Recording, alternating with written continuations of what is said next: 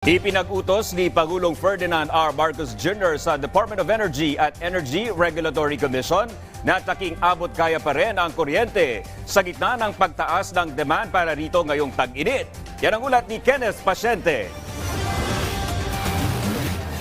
Dahil sa tumitinding init ng panahon, dumoble ang konsumo sa kuryente ni na Rose. Para maging komportable, 2 aircon ang kanilang gamit tuwing gabi. At sa umaga, 4 na electric fan ang sabay-sabay na nakasindi. Ngayon, huwag tayong mag-expect kasi talagang malaki ngayon. Hindi mo makuwang talagang magtipid.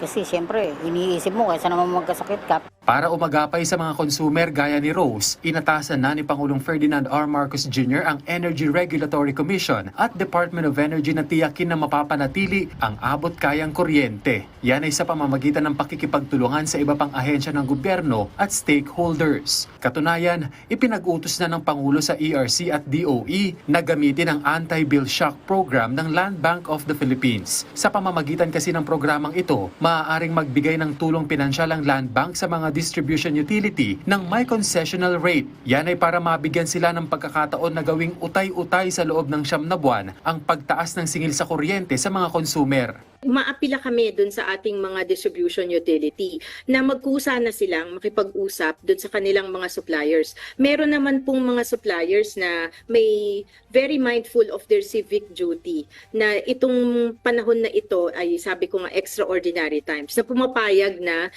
utay-utayin, i-deferred payment mechanism dun sa kanilang collection and generation charges. Makakatulong po yan para makaiwas tayo sa bill shock. Meron din tayong programa sa Land Bank of the Philippines na tinatawag nating Anti-Bill Shock Program.